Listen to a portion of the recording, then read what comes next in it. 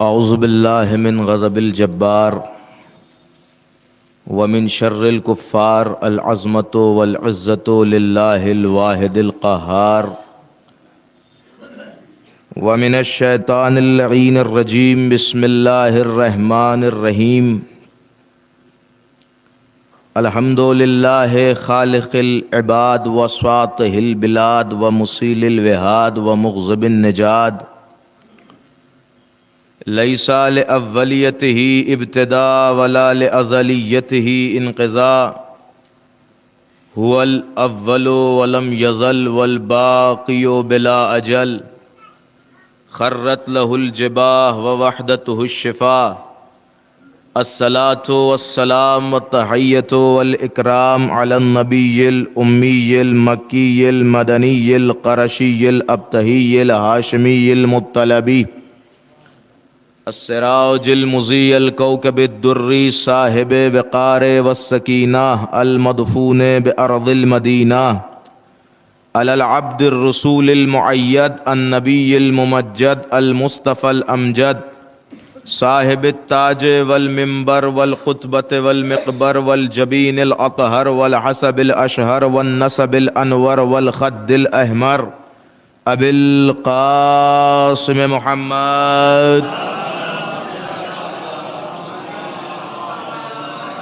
وعلى آلہ الطیبین الطاہرین المعصومین المظلومین المنتجبین المنتخبین ولعنۃ اللہ علی اعدائہم وقتلتہم وغاصب حقوقہم ومنکر فضائلہم ومصائبہم وشجاعتہم وطہارتہم وسخاوتہم وولایتہم ومنکر عطشہم اجمعین من الآن الى قیام یوم الدین اما بعد فقد قال رسول اللہ صلی اللہ علیہ وآلہ وسلم بسم اللہ الرحمن الرحیم من حق الولد علی الوالد ثلاثہ یحسن اسمہ ویزوجہ اذا بلغا ویعلمہ القرآن. صلوات پڑھ دیں محمد آل محمد.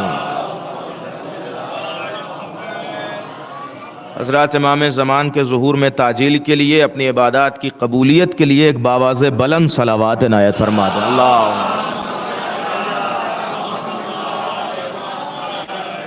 ظاہر ہے کہ میں آپ پریشان نہ ہوں، بیرونی نہیں مقامی ہی مجلس پڑھوں گا اگرچہ بیرون سے آیا ہوں. آپ کی خدمت عالیہ میں جس حدیث شریف کو میں نے سرنامہ کلام کے طور پر قرار دیا اور اس کی تلاوت کی، یہ پیغمبر کا قول ہے. اور ظاہر ہے کہ ہماری مجلسوں میں ایک تہمت یہ لگائی جاتی ہے کہ صاحب یہ لوگ مجلسوں میں پتہ نہیں کیا کیا پڑھتے ہیں. اسی لیے ہم لوگ مجلس کہیں بند جگہ نہیں کرتے، کھلی ہوئی جگہ کرتے ہیں کہ جس کا دل چاہے وہ آ کے مجلس میں بیٹھے اور سنے کہ ہم کیا کیا پڑھتے ہیں. ہماری حدیث جب مجلس شروع ہوتی ہے تو سب سے پہلے خطبہ ہوتا ہے جس میں خدا کی حمد ہوتی ہے. خدا کی حمد کر کے بتاتے ہیں کہ ہم خدا کو خدا کہتے ہیں، علی کو خدا نہیں کہتے. اس کے بعد پھر سرنامہ کلام میں پیغمبر پر صلوات بھیجتے ہیں جو بتاتے ہیں کہ خدا نے یہ کرنے کو کہا ہے. اس کے بعد پھر ائمہ پہ صلوات بھیجتے ہیں کہ جو نبی نے سکھایا ہے. اس کے بعد پھر حدیث پڑھتے ہیں کہ جو نبی نے کہا ہے، اور پھر 1 گھنٹہ اسی حدیث پر بات کرتے ہیں کہ اس حدیث کا مطلب اور معنی کیا ہے. اب آپ مجھے بتائیے کہ یہ جو مجلس ہو رہی ہے یہ کہاں سے ذکر نبی سے خالی ہوئی؟ جو نبی نے کہا ہے وہی تو یہاں بیان ہوتا ہے. اب وہ الگ بات ہے کہ نبی نے عربی میں کہا ہے، ہم اسے اردو میں بیان کرتے ہیں. بھائی نماز میں آپ وہ پڑھتے ہیں جو نبی نے بتایا ہے، اور وہی پڑھتے ہیں جیسے بتایا ہے ویسے پڑھتے ہیں. بھائی عربی میں بتایا نبی نے کہ دیکھو الحمد پڑھنا، قل اللہ پڑھنا، یہ پڑھنا وہ پڑھنا، وہی پڑھتے ہیں، اور وہی حق بھی ہے پڑھنے کا، کچھ اور اپنی طرف سے نہیں پڑھ سکتے. اسی طریقے سے مجلس کا بھی سلیبس رسول اللہ نے دیا ہے. بتایا کہ دیکھو مجلس میں ذکر علی کرنا، بھائی غور کیجئے گا، مجلس میں ذکر علی کرنا. اب وہ الگ بات ہے کہ نماز میں عربی سے اردو کرنے کی اجازت نہیں ہے، لیکن ہم مجلس میں عربی سے اردو کر سکتے ہیں. ایک صلوات پڑھنے محمد آل محمد ادھر. جزاک اللہ، اللہ اکبر، جزاک اللہ یا رسول اللہ، یا علی یا علی، صلی علی محمد وعلیہ۔ دیکھیں بہت زیادہ دیر آپ کے درمیان حائل نہیں ہونا، مجھے احساس ہے کہ ایک والد کے ایصال ثواب کی مجلس ہے، ایک والد عزیز کی بچے سوگوار ہیں، بیٹے سوگوار ہیں ہمارے برادر عزیز، اور یقیناً حق بھی ہے۔ دیکھیں یوں تو بے پناہ مجلس آپ نے والد کے عنوان سے اور بے پناہ باتیں سنی ہوں گی، لیکن آج ذرا سے اس گفتگو پر میری توجہ رکھیے کہ والد کس ذات کا نام ہے، باپ کسے کہتے ہیں۔ دیکھیں یوں تو الحمدللہ یہاں جو بھی بیٹھا ہے وہ اپنے باپ سے محبت رکھتا ہے، اپنے والد سے محبت رکھتا ہے، اور حیف ہے اس بیٹے پر کہ جسے والد سے محبت نہ ہو۔ ایک جملہ کہا جاتا ہے کہ والد جو ہوتا ہے وہ شجر سایہ دار کی طرح ہوتا ہے۔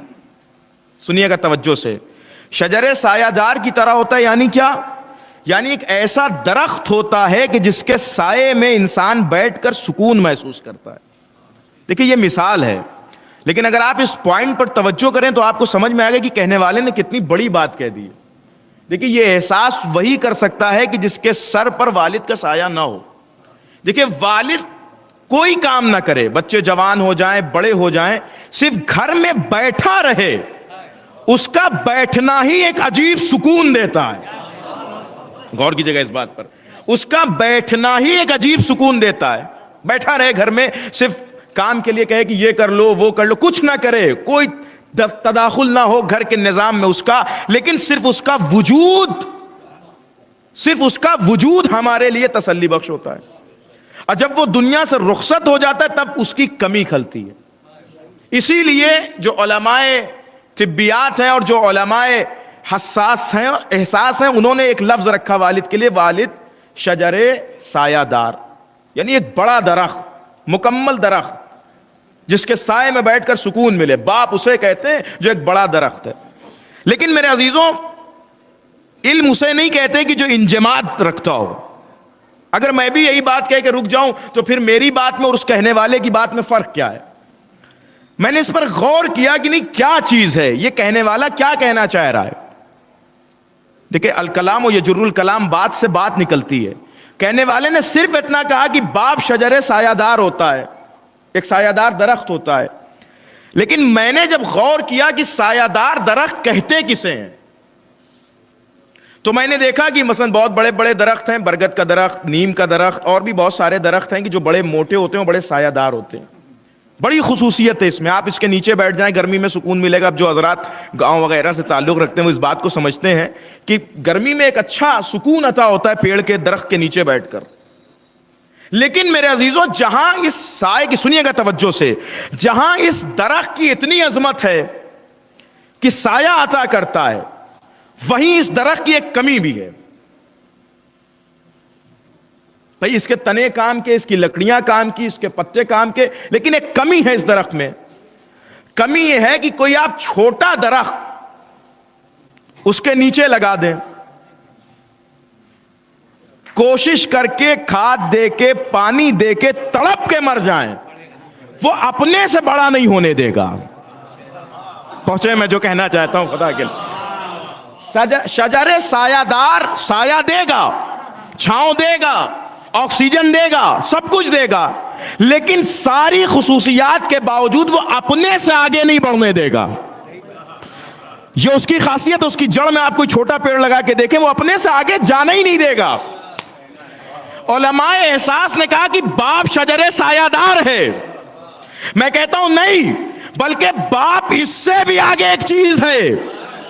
بھائی غور کیجئے خدا کے لیے جملے پر، شجر سایہ دار کتنا معتبر کیوں نہ ہو جائے، لیکن اپنی کوکھ میں پلنے والے چھوٹے درخت کو اپنے سے آگے نہیں دیکھ سکتا۔ اللہ نے پوری کائنات میں یہ دل صرف باپ کو دیا ہے جو اپنے بیٹے کو اپنے سے بڑی منزل پہ دیکھنا چاہے۔ غور کیجئے اس بات پر میں کیا پڑھ رہا ہوں۔ یا علی یا علی، اللہم صلی علی محمد۔ غور کیجئے اس بات پر میرے عزیز، اس باپ کو سے بالکل استاد احساسی باپ ہے, روحانی باپ ہے, لیکن استاد میں بھی یہ دل نہیں ہے. بالکل بتا رہا ہوں میں, تجربہ ہے, اگرچہ عمر میری کم ہے لیکن اس فیلڈ سے بہت زیادہ میرا تعلق رہا ہے, بہت بچپن سے میں درس و تدریس میں رہا ہوں. استاد بھی بالکل آپ کے ساتھ شفقت کرے گا, محبت کرے گا, لیکن ایک منزل پر اسے احساس ہو ہی جائے گا کہ یہ میرا شاگرد ہے, یہ اتنا آگے چلا گیا لیکن ہے میرا شاگرد. آپ جا کے استاد سے تعریف کریں کہ ارے صاحب وہ کیا کہنا, یہ وہ فلاں منزلت پہ ہے وہ, لیکن آخر میں وہ کہہ دے گا کچھ بھی ہو ہے میرا شاگرد. یعنی استاد اسے خوشی ہوتی ہے کہ شاگرد میرا آگے بڑھے, لیکن کہیں نہ کہیں دل میں ایک بات ہوتی ہے کہ میرا شاگرد ہے. یعنی ایک منزل پہ آ کے استاد بھی رک جا رہا ہے. یا نہ ہو تو میں ایک مثال مشہور ہے زمانے میں, لوگ کہا کرتے ہیں کہ استاد سارا ہنر سکھا دیتا ہے لیکن ایک ہنر بچا کے رکھتا ہے. مشہور ہے نا مثال, سب کچھ بتا دے گا استاد لیکن ایک پوائنٹ جو ہے وہ روک لے گا اپنے لیے کہ کل کو یہ میرے مقابلے میں نہ آ جائے. یہ مشہور ہے یہ استاد کے بارے میں. اس کا مطلب یہ ایک پوائنٹ روک کیوں رہا ہے؟ روک اس لیے رہا ہے کہ اس کے پاس دل ہے, یہ ہنر سکھا رہا ہے, لیکن ایک مرحلے پہ اس کے دل میں بھی کہیں نہ کہیں یہ آ رہا ہے کہ یہ میرا شاگرد ہے, میں اسے بنا رہا ہوں, تو لہٰذا یہ مجھ سے آگے نہ چلا جائے. لیکن اس مرحلے میں بھی اللہ نے باپ کو معراج عطا کی ہے کہ وہ اپنا خون پسینہ, پوری محنت, پوری طاقت لگا کر صرف یہ کوشش کرتا ہے کہ میرا بیٹا مجھ سے آگے نکل جائے, میرا بیٹا مجھ سے آگے نکل جائے. یہ باپ کی کوشش ہوتی ہے, باپ کی محنت ہوتی ہے. اور اللہ اگر باپ کے دل میں یہ دیتا ہی نہیں, اگر یہ خصوصیت, یہ صفت اللہ اگر باپ کے دل میں نہ رکھتا تو کبھی بھی انسان ترقی کے مراحل کو طے نہیں کر سکتا تھا. دیکھیں باپ, اب وہ الگ مسئلہ ہے کہ کون کتنی محنت کرتا ہے, کون کیا کرتا ہے, وہ ایک الگ مسئلہ ہے, لیکن باپ کے دل کی تمنا, دیکھیں احساسی مراحل میں اگر آپ گفتگو کریں, دیکھیں پریکٹیکلی کیا ہے وہ ایک الگ مرحلہ ہوتا ہے, پریکٹیکل میں بہت لوگ کامیاب نہیں ہو پاتے, وہ ایک الگ چیز ہے. لیکن احساس اور تھیوریکل جب آپ اس میٹر میں آئیں گے تو یہ فکر باپ ہے, یہ باپ کی فکر ہے بچے کی نسبت میں کہ میرا بیٹا مجھ سے آگے بڑھ جائے. پوری کوشش اس کی یہ ہوتی ہے کہ کسی صورت سے آگے بڑھتا چلا جائے, آگے بڑھتا. بیٹا آگے بڑھ گیا, اب بیٹا جیسے جیسے آگے بڑھتا ہے باپ خوش ہوتا جاتا ہے. دشمن جلیں گے, دوست جس کے چکر میں آپ بے پناہ, بھائی میرا دوست ہے, میری محبت ہے, ایک نہ ایک مرحلے پہ وہ بھی حسد کا شکار ہو جائے گا. غور کیجیے گا اس جملے پر. میرا دوست ہے, میرا لائف پارٹنر ہے, میرے ساتھ اس نے اسٹرگل کیا ہے, میں نے اس کے اوپر بہت احسانات کیے, اس نے میرے اوپر بہت احسانات کیے, بالکل کیا ہے, لیکن ایک جگہ پہ اس کے دل میں وہ جیلسی کا مادہ آئے گا, وہ حسد پنپے گی کہ یہ میرے ساتھ کا اتنا آگے کیسے نکل گیا. اور کیجیے بھائی, یہ تو سامنے کی بات ہے, کوئی استدلالی بات نہیں ہے, ہوتا ہے بالکل سامنے کی بات ہے. بھائی بہت سارے, دیکھیے یہ بات میں بزرگوں سے معذرت کے ساتھ کہتا ہوں نا, یہی کہتے ہیں نا, ارے صاحب میرے سامنے کا بچہ اتنے آگے کیسے نکل گیا. تو دیکھیے علم عمر کا محتاج تو ہے نہیں, آپ کے اسٹرگل کا محتاج ہے. آپ جتنی محنت کریں گے اللہ اتنا نتیجہ عطا کرے گا. ایک صلوات پڑھ دیں محمد علیہ محمد. لیکن باپ ہے جو ہر لمحے چاہتا ہے کہ آگے بڑھے, ہر لمحے چاہتا ہے کہ میرا بیٹا آگے بڑھے, آگے بڑھے, آگے بڑھے. لیکن میرے عزیزوں یہ بات یاد رکھیے, جو میں نے حدیث آپ کی خدمت میں عرض کی, یہ حدیث ایک اہم رکن کی طرف اشارہ کرا رہی ہے. دیکھیے ایک بات یاد رکھیے گا, یہ جو حدیثیں ہوتی ہیں پیغمبر کی, جس میں حدیث میں پیغمبر کہتے ہیں یہ کرنا ہے, وہ کرنا ہے, ایسے کرو, ویسے کرو, یہ عام باتیں نہیں ہوتی ہیں. یہ اس لیے ہوتی ہے کہ اس پراپر کی, اس شخص کی جس کے لیے یہ کہا جا رہا ہے, اس کی عظمت کتنی ہے. چونکہ جو جتنا بڑا ہوتا ہے اس کی ذمہ داری بھی اتنی بڑی ہوتی ہے. دیکھیں حدیثوں میں آپ غور کیجئے, میں پوری ذمہ داری سے عرض کر رہا ہوں کہ جتنی زیادہ تاکید ماں باپ کی دعا لینے کے لیے کی گئی ہے. بھائی کیوں, اور کسی کی دعا کے لیے نہیں ہے. روایت میں آیا بہن کی دعا لو, بیوی سے دعا کرنے کے لیے کہو, دوست سے دعا کرنے کے لیے کہو, پڑوسی سے دعا کرنے کے لیے, یہ ساری چیزیں ہیں. لیکن سب سے آخر میں روایت کہتی سخت سے سخت ترین مشکلوں میں باپ سے جا کے کہو کہ دعا کرے, ماں سے کہو کہ دعا کرے. کیوں؟ غور کیجیے گا جملے پہ. اس لیے کہ حقیقت دعا سے اللہ آشنا کرانا چاہتا ہے. دیکھیں صرف دعا کرنا معنی نہیں رکھتا ہے, کون کتنی نیت سے اور خلوص سے تمہارے لیے دعا کر رہا ہے. بھائی غور کیجیے گا اس جملے میں. اور شاید اسی لیے سب سے زیادہ تاکید ماں باپ کی دعا کے لیے کی گئی ہے, تاکہ زمانہ سمجھے کہ پوری کائنات کی دعا میں تملک بازی شامل ہو سکتی ہے, لیکن صرف ماں اور باپ کی دعا ہے جو خالص دل سے تمہارے لیے نکلتی ہے, جو خالص. اللہ اکبر, یا رسول اللہ, یا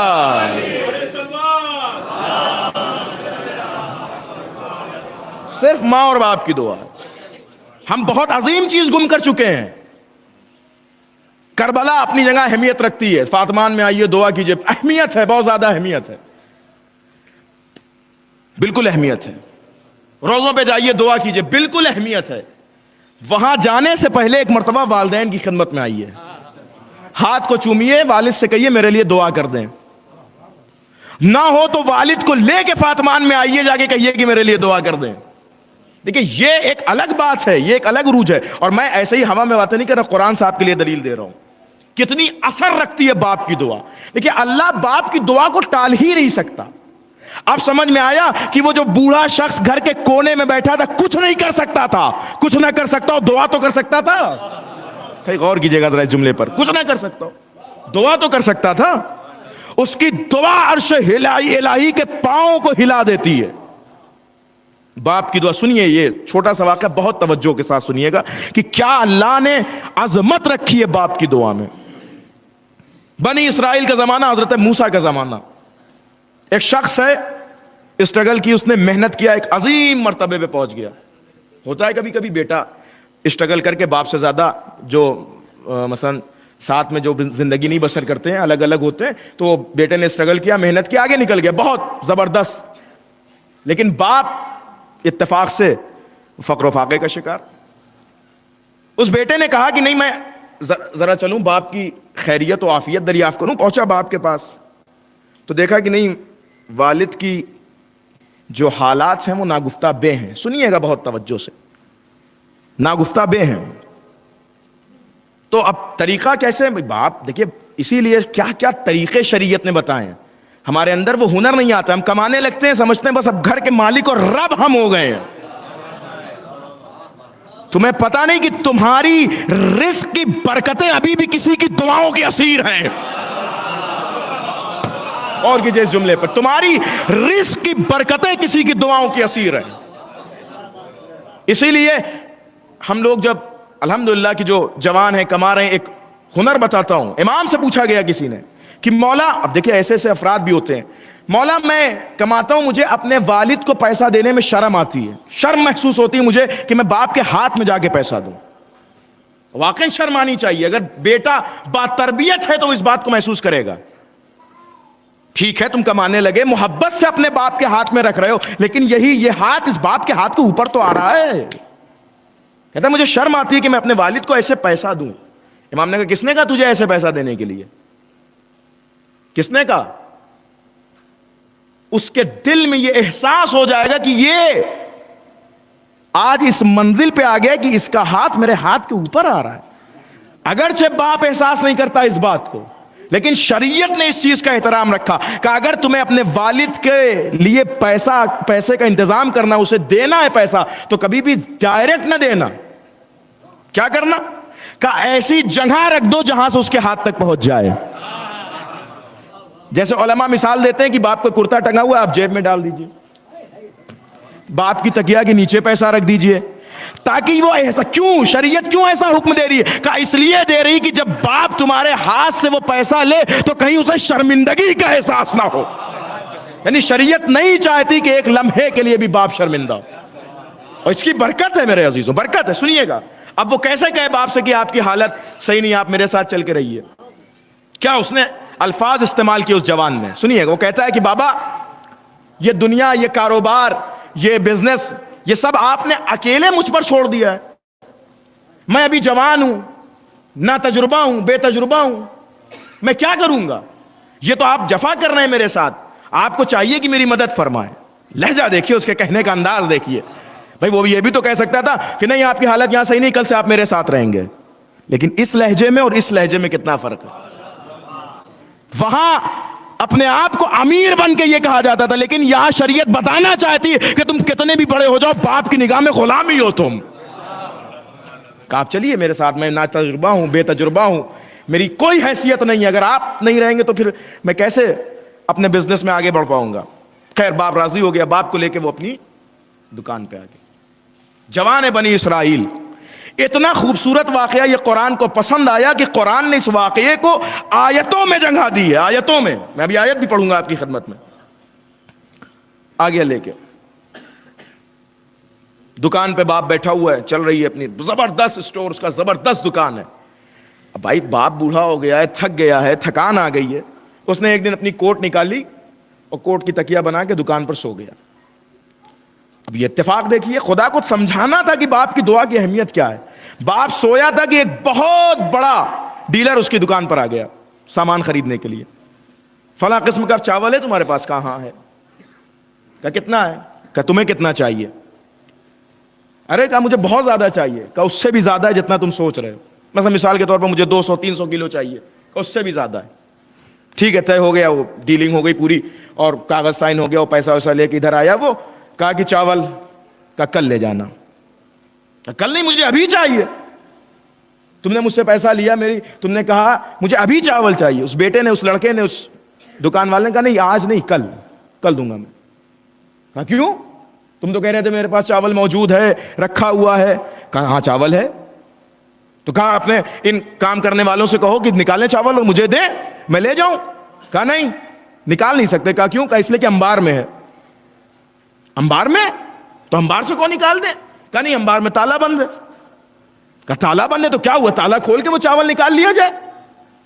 کہا نہیں, اس تالے کی چابی میرے والد کے جیب میں ہے, میرے والد کے جیب میں ہے. تو کہا کیا مسئلہ ہے, 2 منٹ کے لیے جگا کے تم ان سے چابی نہیں. کہا نہیں, میرا باپ ابھی تھک کے سویا ہے, اگر لینا ہے تو لو, نہیں تو جاؤ. اس نے کہا نہیں مجھے ابھی چاہیے. کہا نہیں میں ابھی نہیں دے سکتا, ڈیل کینسل, فوراً کینسل, کل لے جاؤ. اس نے اس کا پیسہ واپس کیا, کہا جاؤ. وہ گراہک, وہ کسٹمر واپس. تھوڑی دیر بعد باپ کی آنکھ کھلی, بیٹے کو بلایا, میں سو گیا تھا, اتنی دیر میں کوئی معاملہ ہوا یا نہیں ہوا؟ بیٹے کہا نہیں, اب جھوٹ تو بول نہیں سکتا. کہا نہیں وہ قسمت نہیں ہوئی, یہ کہہ کے خاموش ہو گیا. لیکن باپ کو سمجھ رہا ہے شاید. باپ نے کہا کیوں نہیں ہوا, کیا کوئی کسٹمر آیا نہیں, کوئی گراہک آیا نہیں؟ کہا نہیں وہ آیا تھا مگر وہ معاملہ سیٹ نہیں ہو پایا. بیٹا بتانا نہیں چاہ رہا ہے باپ کو, لیکن باپ ہے کہ وہ اصرار. کہا نہیں ایسا کیسے ہو سکتا ہے کہ کوئی آیا نہیں اور یہ نہیں, کچھ تو ہوا ہوگا. کہا وہ آیا تھا کسٹمر مگر وہ کچھ معاملہ سیٹ نہیں ہو پایا. کہا ارے کچھ کم میں دے دیتے مگر. کہا نہیں وہ کم میں بھی نہیں مانا. وہ کہا ایسے کیسے ہو سکتا ہے. آخر کار بیٹے کو بتانا پڑا کہ ہوا یہ تھا کہ سب ہو گیا تھا, لیکن وہ چابی جو ہے. باپ غصے میں, احمق مجھے اٹھا دیتے, نقصان ہو گیا. باپ تو باپ ہے, اٹھا دیتے, نقصان ہو گیا. کہا نہیں, میری تربیت کو یہ گوارا نہیں تھا.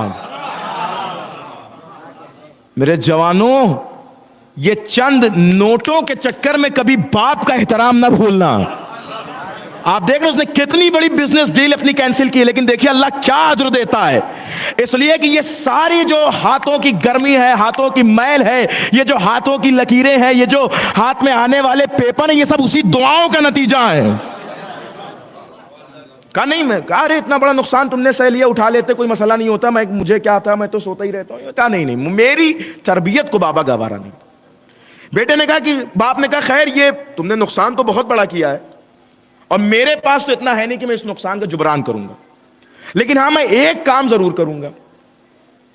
میرے پاس ایک گائے ہے, میں وہ تمہیں دوں گا, اور اس گائے کے ساتھ ساتھ ایک دعا تمہیں دوں گا. آپ دیکھیے باپ کی دعا کی اہمیت کیا ہے. کہ ایک گائے وہ تمہیں دوں گا اور دعا تمہیں دوں گا. گائے دی باپ نے بیٹے کو, اور کہا کہ یا اللہ یہ جو نقصان میری وجہ سے اس کا ہوا ہے, اس سے کئی گنا اس بیٹے کو عطا فرما.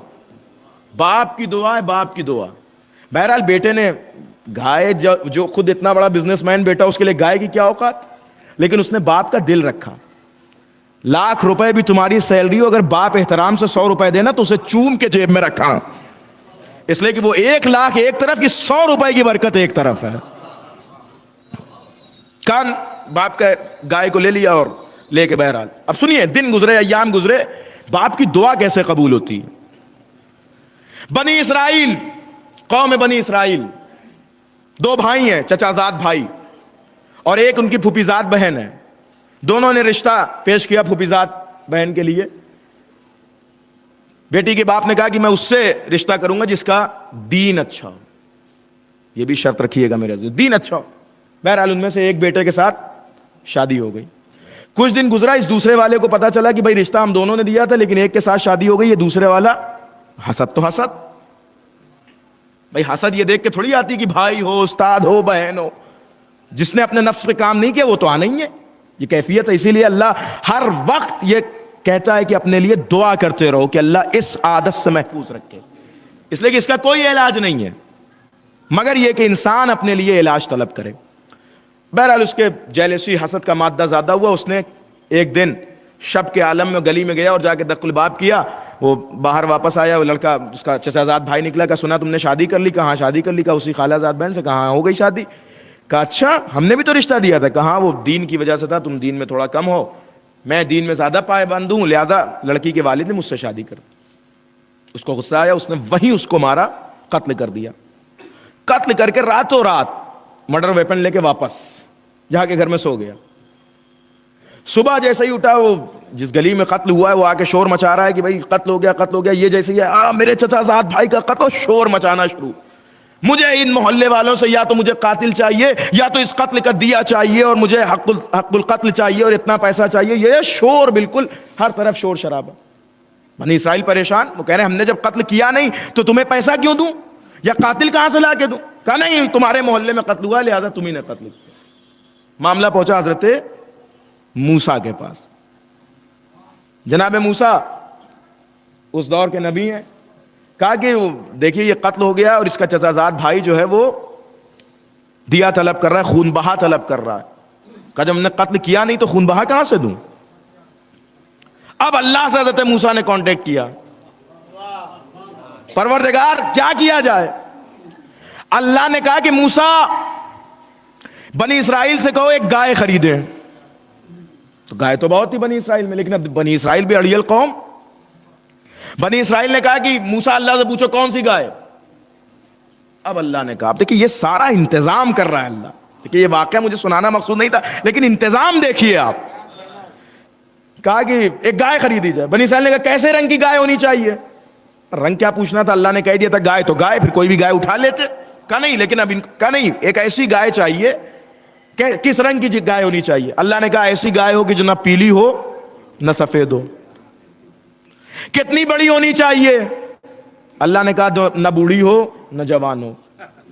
अब ये कितनी कितनी और कैसी कैसी करते जा रहे हैं, अल्लाह शर्तें बढ़ाता जा रहा है। आखिर में 3-4 शर्तें अल्लाह ने बढ़ा दी, ऐसी हो ऐसी हो ऐसी हो ऐसी हो। पूरे शहर में ढूंढी गई वो गाय। पूरे शहर में ढूंढने के बाद पूरे शहर में बस उस एक लड़के के पास वो गाय पाई गई जिसके बाप ने वो गाय दी थी। देख रहे हैं अल्लाह क्या सहना तैयार कर रहा है, क्या निजाम तैयार कर रहा है बाप की दुआ को पाए तकमील तक पहुंचाने के लिए। पहुंचे बनी इसराइल उसके पास, ये गाय मुझे चाहिए। कहा नहीं, ये गाय तो मेरे बाप ने मुझे हदिये में दी थी। का वो मसला हजरत मूसा नबी का है, वो ऐसा ऐसा पूरा किस्सा सुनाया कि ऐसी ऐसी बात थी, ये हो गया था वो हो गया था। अब बगैर गाय के मसला हल नहीं होगा। मूसा कह रहे हैं गाय चाहिए।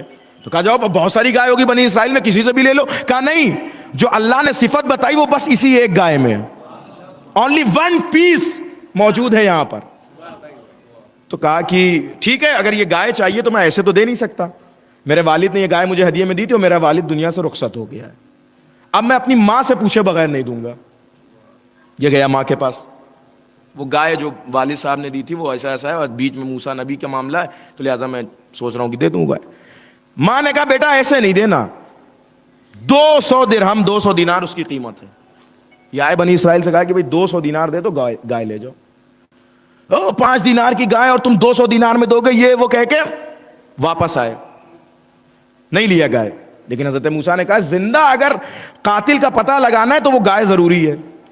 پھر واپس آئے, کہا اچھا لاؤ 200 دینار میں دو. کہا نا 200 دینار تو اس وقت بات تھی, 200 دینار اس ٹائم کی بات تھی. اب پھر میں ماں سے پوچھوں گا. ماں کے پاس آیا کہ ماں وہ لوگ دوبارہ لینے آئے. کہا اب کی 400 دینار.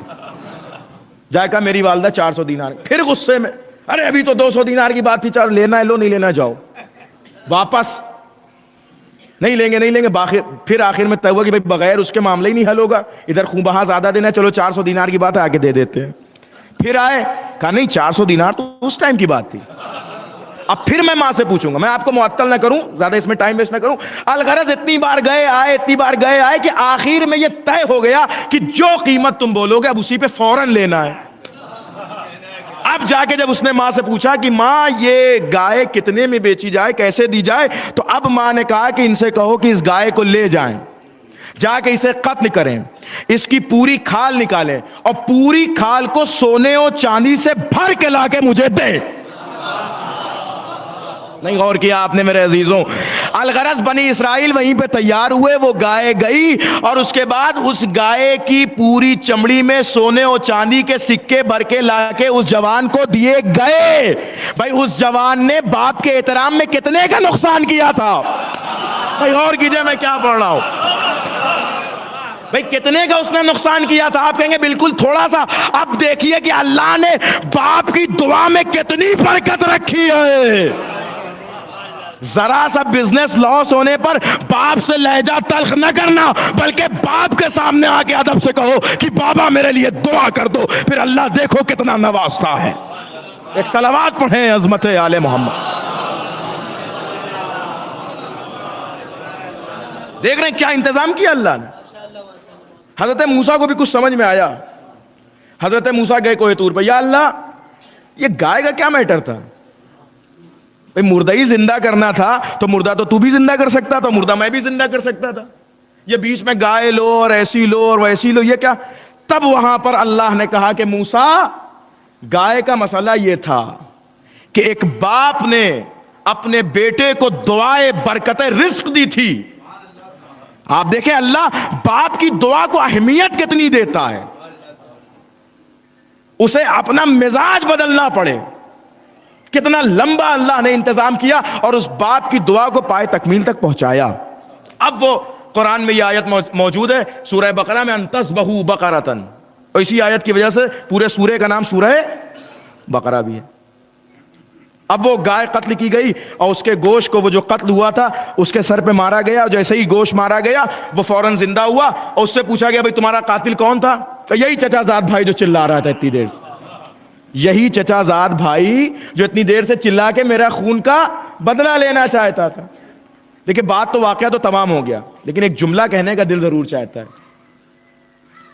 گائے کے گوشت کی ٹھوکر لگنے سے مردہ کیسے زندہ ہوا؟ غور کر رہے ہیں آپ میرے عزیزوں؟ بھئی قرآن ہے, قرآن یہ میرا بیان تو ہے نہیں جس پہ آپ کہہ دیں کہ صاحب یہ کیسے ہو سکتا ہے. وہ قرآن میں لکھا ہے کہ وہ گائے کے گوشت کی ٹھوکر ماری گئی, مردہ زندہ ہو گیا. آپ کہیں گے صاحب اللہ نے چاہا تو ہوا. تو جب اللہ ایک گائے کے گوشت میں اتنی قوت دے سکتا ہے کہ اس کے مس ہونے سے مردہ زندہ ہو جائے, تو اگر جنب اللہ کسی کو ٹھوکر سے زندہ کر, غور کیجئے میں کیا پڑھ. ایک صلوات پر محمد آل محمد.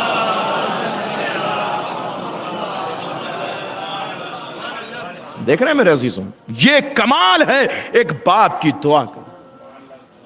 باپ کی دعا کو اللہ نے یہ ہنر بخشا, یہ کمال بخشا کہ صاحب جیسی بھی دعا کرو اللہ انتظام کرے گا اس دعا کو قبول کرنے کا. اسی لیے میرے عزیزوں بہت بڑی نعمت ہے ماں باپ. حضرت امام صادق علیہ الصلوۃ والسلام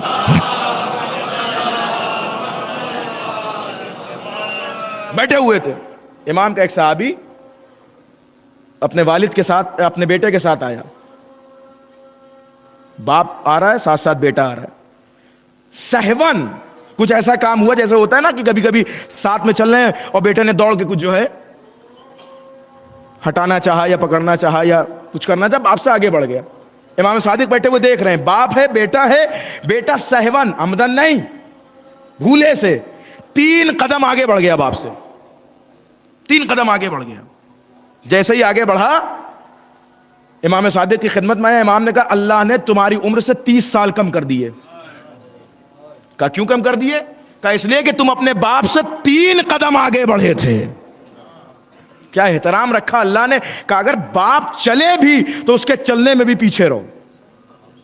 یعنی اللہ بار بار اوقات سمجھانا چاہتا ہے کہ تم کتنے بھی بڑے ہو جاؤ, اگر اس کی عطا نہ ہوتی تو تم اس منزل پہ نہیں پہنچ سکتے تھے. اب دیکھیے میں 40 منٹ مجلس پڑھ چکا ہوں, یہ ساری مجلس ایک طرف, اور یہ ایک جملہ کہنے جا رہا ہوں, یہ ساری مجلس کا نچوڑ ہے یہ جملہ, اور اسی کے بعد سے ربط مسائل. بھائی ایک جملہ سن لیجیے, مجلس تمام ہو رہی. اسی جملے کے لیے میں نے یہ ساری تمہید بنائی تھی. کیا احترام اللہ نے باپ کو دیا, کیا عظمت اللہ نے باپ کو دی ہے. احمق ہیں وہ جو اپنی زندگی کا شکوہ اور گلہ آ کے مولویوں سے کرتے ہیں. مولانا دعا بتا دیجئے, تعویذ بتا دیجئے, یہ بتا دیجئے, وہ بتا دیجئے, گنڈا بتا دیجئے, چلہ بتا دیجئے. نہ کوئی گنڈا نہ کوئی چلہ, سب سے بڑی چیز ہے تمہارے والدین کی دعا. سب سے بڑی چیز ہے. مولوی سے پہلے باپ کے پاس جاؤ. میرا باپ زندہ نہیں ہے, فاطمان میں ہو, قبر پتہ ہے یا نہیں پتہ ہے؟ حیف ہے اس بیٹے کے اوپر جسے اپنے باپ کی قبر نہ یاد ہو. کیسے یاد رہے گی جب پورے سال میں 1 دن آؤ گے. امام نے کہا جمعے کے دن آ کے قبرستان کا چکر لگایا کرو. کیوں؟ تاکہ پتا چلے کہ یہاں کون ہے. انتظار کرتے ہیں یہاں قبر میں لیٹے ہوئے والدین کہ میرا بیٹا کب آ رہا ہے. آؤ. پھر امام کہتے ہیں یہ طریقہ ہے قبرستان میں آنے کا. باپ کی قبر پہ بیٹھو, فاتحہ پڑھو, پھر اٹھو, پھر جانے لگو, پھر واپس آؤ, پھر بیٹھو, پھر جاؤ, 2-3 مرتبہ کر کے پھر رخصت ہو. کتنی خوش ہوتی ہے. اور یہاں سمجھیے گا کہ مرنے کے بعد تعلقات ختم ہو گئے, وہ کچھ کر نہیں سکتے. اگر وہ وہاں سے بھی دعا کر دینا تو یہاں اثر رکھتی ہے. اب سنیے وہ ایک جملہ جس کے لیے میں نے زحمت دی ہے. پتہ نہیں کیا ہو گیا ہے ہمارا سماج, کہاں پہنچ گئے ہم. کیا کہتے ہیں آج کے بیٹے, کیا کیا ہے میرے باپ نے میرے ساتھ. ایک جملہ سنیے گا. ہم نے محنت کی, ہم نے اسٹرگل کیا, ہم نے کوشش کی, میں نے جاب پائی, میں نے بزنس کیا, میں یہ ہوا, میں وہ ہوا, میں نے یہ کیا, میں نے وہ کیا. حیف ہے تمہارے اوپر, تمہارے منہ میں خاک ہو. کیا کہنا چاہتے ہو تم؟ نہیں مولانا آپ جانتے ہی نہیں, میرے باپ تو میری پڑھائی کے مخالف تھے, وہ تو چاہتے ہی نہیں تھے کہ میں یہ کروں, لیکن میں نے جو کیا ہے وہ کیا ہے, میں نے یہ کیا, میں نے وہ کیا. ارے تمہاری میں پہ خاک ہو. ایک بات یاد رکھنا, تمہارا باپ کچھ بھی نہ ہو, کسی لائق نہ ہو, اس نے کچھ نہ کیا ہو, لیکن یہ کیا کم احسان ہے کہ تمہیں شریفوں کی بز میں بیٹھنے کے قابل بنا دیا. یہ کیا کم احسان ہے اس کا. یہ کیا کم احسان ہے کہ شریفوں کی بز میں بیٹھنے کے قابل بنا. یہ کیا کم احسان ہے کہ شریفوں کی بز میں بیٹھ. شریفوں کی بز میں ایسا نہیں نصیب ہوتی. جب باپ شریف ہوتا ہے تب بیٹا شریفوں کی بز میں بیٹھ سکتا ہے. شریفوں کی بز میں ایسا نہیں نصیب ہوتی ہیں. یہ باپ کا احسان ہوتا ہے جو بیٹا شریفوں کی بز میں آ کے بیٹھتا ہے. یہ ہے باپ کا احترام. اور اسی لیے باپ کی ذمہ داری بھی زیادہ ہے. جو حدیث میں نے پڑھی تھی اس کا ترجمہ تو حد عقل کر ہی دوں. باپ کا حق بیان کیا رسول نے, فرمایا کہ باپ اس عظمت پہ, لیکن باپ سے باپ نہیں ہے کہ شادی کی, بچے پیدا کی, ہو گیا کام ختم. نہ, اس بیٹے کی آخر تک ذمہ داری آپ کے اوپر ہے. میں نے تو اپنے بیٹے کو ٹیوشن ٹیچر کے حوالے کر دیا ہے. معاف کیجئے گا, وہ ٹیوشن ٹیچر کا بیٹا نہیں ہے, آپ کا بیٹا ہے. میں نے تو اپنے بیٹے کو اسکول کے ہیڈ ماسٹر کے حوالے کر دیا. اسکول کا ہیڈ ماسٹر صرف 4 گھنٹے کے لیے ہیڈ ماسٹر ہے, بیٹا وہ آپ کا ہے. اس کے اوپر آپ کی نظریں ہونی چاہیے. میرا بیٹا تو میرے دوستوں کے ساتھ, اپنے دوستوں کے ساتھ رہتا ہے, ٹھیک رہے, کوئی مسئلہ نہیں, دوست ہونے چاہیے, لیکن دوستوں پہ نظر آپ کی ہونی چاہیے. دوست بنانے میں کوئی مشکل نہیں ہے, لیکن چونکہ بیٹا ابھی اس تجربے کو اس منزل پہ نہیں, اسی لیے اللہ نے باپ کے حقوق رکھے. کا سب سے پہلا باپ کا حق یہ بیٹے کے لیے کہ یحسن اسمہ, کہ باپ اس کا اچھا سا نام رکھے, تاکہ اسے یاد رہے کہ یہ نام دینے والا بھی مجھے میرا باپ ہے. یحسن اسمہ, اس کا نام اچھے سے اچھا رکھے. اس کے بعد کیا کرے؟ یعلمہ القرآن. یہ نبی نے فرمایا ہے, سائنس پڑھاؤ, ڈاکٹر بناؤ, انجینئر بناؤ, جو بنانا ہے بناؤ, بزنس مین بناؤ, لیکن نبی کیا کہتے ہیں؟ یعلمہ القرآن, اسے قرآن ضرور سکھاؤ. اس لیے کہ اگر باپ قرآن سکھائے گا تو بیٹا وسیم رشدی جیسا نہیں ہوگا. بچپن سے اتنا مضبوط کر دیجئے قرآن میں کہ پھر اسے قرآن کی آیتوں میں مشکل نہ نظر آئے، پیغمبر کی ذات میں مشکل نہ نظر آئے. یہ حق ہے باپ کا بیٹے کی نسبت میں. یعلمہ القرآن، اسے قرآن کی تعلیم دے. پھر کیا چھوڑ دے؟ اب تو بڑا ہو گیا، اب اپنی لائف کا مالک ہے، اب جو دل چاہے. نہ، وَيُزَوِّجُهُ إِذَا بَلَغَ، جب وہ بالغ ہو جائے تو اس کی شادی بھی کرائے باپ. جی یہ باپ کی ذمہ داری ہے، بیٹے کی نہیں کہ جس کو گھر میں چاہے پکڑ کے لا کے رکھ دے. ہمارا معاشرہ اسی لیے کہ باپ اپنا حق نہیں ادا کر رہا ہے تو بھائی شادی تو ہونی ہے، تو بیٹا خود سے وہ ذمہ داری اپنے اوپر لے رہا ہے. معاف کیجئے گا، باپ کی ذمہ داری باپ کو ادا کرنے دیجئے. میری لائف میں انہیں کیا حق ہے فیصلہ کرنے کا؟ تجھے یہ لائف دی کس نے ہے؟ مائی سیلف مائی لائف، میری لائف ہے، میں اختیار. بالکل اختیار ہے، مشورہ دو اپنے باپ کو، حکم نہیں. یاد کیجئے جملے کو، مشورہ دینا اپنے والد کو، حکم نہیں. حکم دینے کا حق نہیں ہے، مشورہ دو کہ ہاں بابا یہ نہیں صحیح ہے، یہ کر لیجئے، وہ نہیں صحیح ہے، یہ کر لیجئے، اس زمانے میں یہ نہیں بہتر ہے. حکم نہیں دینا اپنے والد کو، نہیں مجھے یہی کرنا ہے. پھر اللہ اسی میں تمہیں دکھائے گا کہ کیا کرنا ہے اور اللہ کیسے کرے گا. احسان مانو کہ اللہ نے ایسا باپ عطا کیا کہ جس نے ہماری پرورش علی کی ولایت پہ کی ہے، ایسی ماں عطا کی کہ جس نے فرش عزا پہ بیٹھنا سکھایا ہے. اب ایک جملہ کہہ دوں، میرا دل چاہ رہا ہے، نہیں تو مجلس تمام کرنا چاہتا تھا کہ کیا احسان ہے. اللہ نے کیا حکم رکھا، نبی نے کیا کہا کہ باپ اپنے بیٹے کا اچھا نام رکھے. مسئلہ یہ ہے کہ باپ نام رکھنے کے لیے بھی علم ہی ہونا چاہیے نا. ہم کو تو خود ہی نہیں پتا، ہم تو خود ہی اس چکر میں ہوتے ہیں کہ ایسا نام رکھا جائے جو محلے میں ہٹ کے ہو. اور کچھ لوگ جب زیادہ ہی ایڈوانس بنتے ہیں تو ایسا نام رکھیے کہ جو دنیا میں کسی کا نہ ہو. تو قبلہ معاف کیجئے گا، وہ آل محمد کا گھرانہ تھا کہ جن کے نام آسمان سے آتے تھے. بھائی کیا سن رہے ہیں آپ؟ وہ آل محمد، آپ کے نام آسمان سے نہیں آئیں گے، آپ کو یہیں سے نام رکھنا ہے، اور وہی نام رکھنا ہے جو اللہ اور اہل بیت نے بتائے ہیں. بہترین نام رکھو. دیکھیں ماشاءاللہ ہمارے یہاں جو نام ہوتا ہے وہ واقعاً ہمارے والد کی محنتوں اور ان کے علم، اور دیکھیں نام بھی آج کل بتا دیتا ہے کہ اس کے والد کے علم کس اہمیت پر ہے، اس کی نالج کہاں تک ہے. نام فیصلہ کرتا ہے کہ کس کی نالج کتنی ہے. اب کیا کہنے، مجھے اسی تاریخ، بس آخری جملہ فضائل کا، اسی تاریخ میں ایک ایسا باپ بھی نظر آ رہا ہے کہ جس عالم جہالت میں لوگ بلی، بندر، کتے اور نہ جانے کس کس نجس جانوروں کے نام پہ نام رکھتے تھے، اس دور جہالت میں اس نے اپنے بڑے بیٹے کا نام طالب رکھا. ہائے ہائے ہائے. دوسرے بیٹے کا نام عقیل رکھا، تیسرے بیٹے کا نام جعفر رکھا، اور چوتھے بیٹے کا نام علی رکھا. دل چاہتا ہے کہ سلام کریں ایسے باپ کی عظمت کو. بھئی ابھی اسلام نہیں آیا ہے. اسلام کب آئے گا؟ جب پیغمبر ہوں. چلیے مان لیا علی نام آسمان سے آیا ہے، طالب، جعفر، عقیل. طالب کا معنی طلب کرنے والا. اس کا مطلب نام رکھنے والا جانتا ہے کہ اگر کوئی طلب کرنے والا ہے تو کسی سے طلب بھی کیا جا رہا ہے. ارے یہ نام نہیں ہے، ابو طالب کا کلمہ ہے. طالب سے 10 سال چھوٹے جعفر. جعفر کا معنی ہے جنت کی نہر. جنت کی نہر. اس کے بعد عقیل کا معنی عقل والا. عقل کہتے ہیں عقل مند کو، جس کے پاس عقل ہے وہ اللہ کا ماننے والا ہے. اور پھر علی تو علی ہے. اب علی میں کیا گفتگو کی جائے؟ گنجائش توصیف کہاں مدح علی میں. کہہ دوں میں مصرع، گنجائش توصیف کہاں مدح علی میں، یہ مدح مکمل ہے. علی کیا ہے؟ علی ہے. سلامت رہیں. یا علی یا علی یا علی. آخری جملہ، مجلس تمام ہو رہی میرے.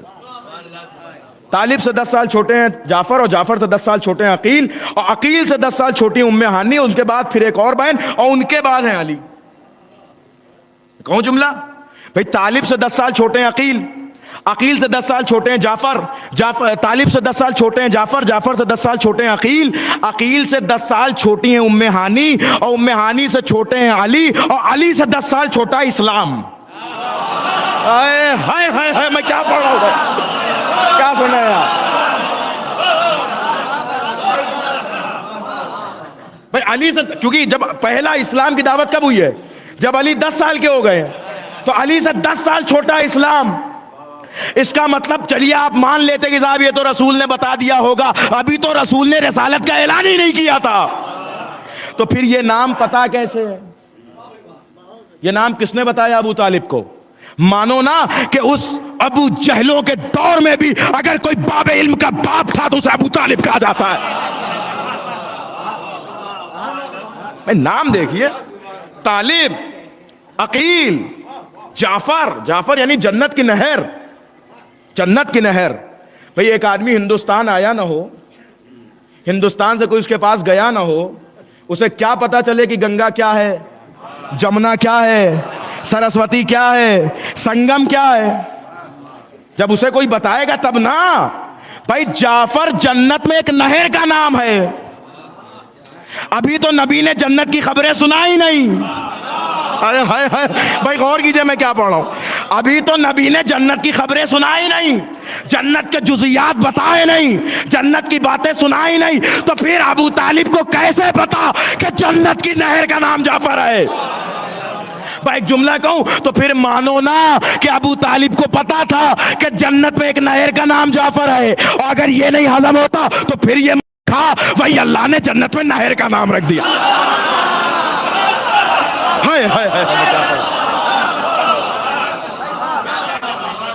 تو مانو یہ بات، مانو بھائی یہ مانو، یا تو یہ مانو یا یہ مانو۔ یہ ہے باپ کا احترام، یہ ہے باپ کا کمال۔ نام بتائے گا کہ باپ علم کی کس منزل پر ہے۔ اور کربلا تو سجی ہوئی ہے باپ اور بیٹے کے رشتے سے۔ کربلا سے زیادہ واضح رشتہ کہاں نظر آتا ہے باپ اور بیٹے کا؟ کربلا بتاتی ہے کہ باپ کس کا نام ہے اور بیٹا کس کا نام ہے، بیٹے کا احترام کیا۔ مجال ہے جو علی اکبر باپ کے سائے سے ہٹ جائیں۔ تاریخ لکھتی ہے کہ عمر سعد نے شب کے وقت میں حسین کو بلایا، مولا حسین کو، کہا فرزند زہرا ہم آپ سے کچھ بات کرنا چاہتے ہیں، لیکن میں بھی اکیلے آؤں گا، آپ کو بھی اکیلے آنا ہے، نہ میرے ساتھ کوئی ہوگا نہ آپ کے ساتھ کوئی ہوگا۔ تاریخ لکھتی حسین بغیر کسی سے بتائے ہوئے شب کے سناٹے میں خیمے سے نکلے، پیچھے دبے پاؤں کسی کے آنے کی آواز محسوس ہوئی۔ تھوڑی دیر بعد حسین نے پلٹ کے دیکھا، کوئی نظر نہیں آیا، پھر حسین آگے بڑھے، پھر پلٹ کے دیکھا، پھر کوئی نظر نہیں آیا۔ تھوڑی دیر کے بعد حسین نے کہا علی اکبر آ جاؤ، یعنی بیٹے کے قدموں کی آہٹ کو پہچانتے ہیں حسین۔ کہا علی اکبر آ جاؤ، جناب علی اکبر آ گئے، کہا بیٹا یہ تو وعدہ خلافی ہو جائے گی نا، اس نے مجھ سے کہا ہے حسین اکیلے آنا ہے، بیٹا تم کیوں آ گئے؟ بابا میرا دل نہیں چاہتا کہ میں آپ کو ایسے اندھیرے میں اکیلا چھوڑوں۔ نہیں میرے لال واپس چلے جاؤ، واپس چلے جاؤ میرے لال، یہ بات صحیح نہیں ہے، اس لیے کہ اس نے مجھ سے کہا ہے اکیلے آنا ہے، میں نے اسی لیے کسی سے بتایا نہیں تھا، لیکن اب تم آ گئے ہو تو میں کہہ رہا ہوں واپس چلے جاؤ۔ ابھی علی اکبر کچھ کہنا چاہتے تھے کہ سامنے سے عمر سعد آ رہا تھا۔ علی اکبر مسکرانے لگے، بابا عمر سعد بھی اپنے بیٹے کے ساتھ آ رہا ہے، مجھے ساتھ لے کے چلو۔ تھوڑی دیر بعد دیکھا تو پیچھے سے جناب عباس بھی آ رہا ہے۔ عباس تم کیسے آ گئے؟ جملہ سنیے گا، تڑپ کے مر جانے کا دل چاہتا ہے اس جملے پر۔ جناب عباس نے کہا آقا ارے آپ دیکھیے اس کے ساتھ، اس کے پیچھے پیچھے اس کا غلام موجود ہے۔ آقا میں بھی تو آپ کا غلام۔ اللہ اکبر، اللہ، یہ رابطہ ہے باپ اور بیٹے کا۔ اور پھر حسین کیا کہتے ہیں جب بیٹا دم توڑا ہے، یا بنیا دنیا بعدک الافا، اے میرے لال تیرے بعد زندگانی دنیا پہ خاک ہے۔ اس جملے کا علماء نے جب ترجمہ کیا اور تفسیر کی، کہ یہ جملہ بتاتا ہے کہ علی اکبر کے بعد حسین کے جینے کی تمنا ختم ہو گئی تھی۔ اللہ، میرے تیرے بعد زندگانی دنیا پہ خاک ہے۔ تاریخ لکھتی یہ کربلا کے باپ اور بیٹے کا کردار ہے۔ کیا مجمع جمع ہوا ہے مرحوم کے رسم چہلم میں. بیٹوں کو بڑی تسلی ہو رہی ہوگی کہ میرے والد کے رسم چہلم میں اتنے لوگ آ گئے. آیا کیجئے ایسی مجلسوں میں.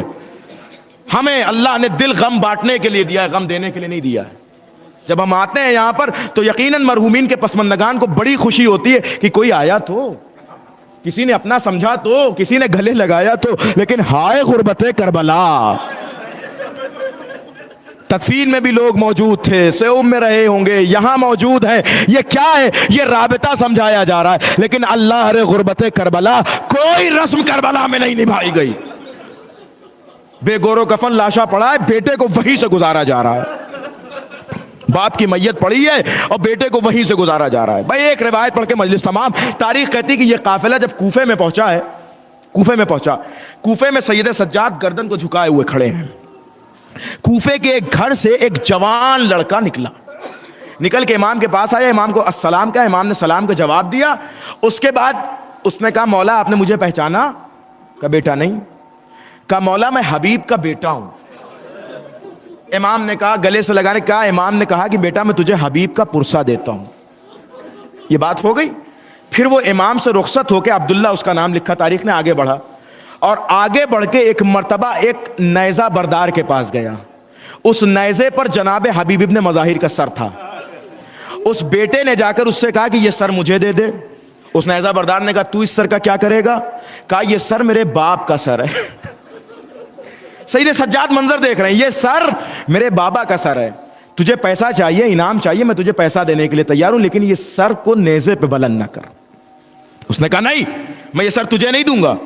کہا کیوں؟ کہا نہیں, میں اسے لے کے شام جاؤں گا اور شام کے حاکم سے منہ مانگا انعام لوں گا. تھوڑی دیر بیٹے میں اور اس شخص میں بات ہوئی, نہیں دے دے, وہ کہتا ہے نہیں دوں گا. اس کے بعد بیٹے کو غصہ آ گیا.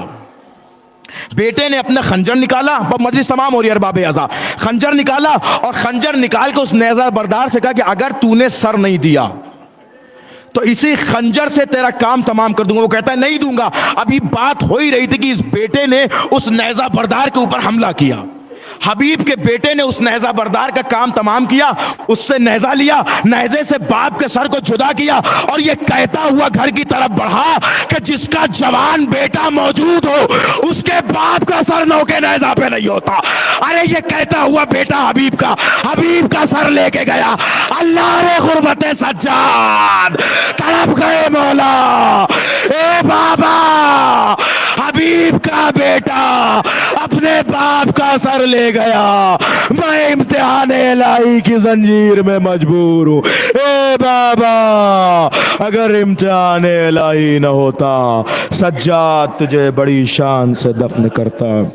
الا لعنت اللہ علی القوم الظالمین وسيعلم الذين ظلموا ايام من قلبهم ينقلبون انا للہ و انا الیہ راجعون. گزارش آپ حضرات سے کہ ایک مرتبہ سورہ الحمد اور 3 مرتبہ سورہ اخلاص کی تلاوت فرما کر مرحوم ڈاکٹر زوار حسین صاحب کی روح کو ایصال فرما.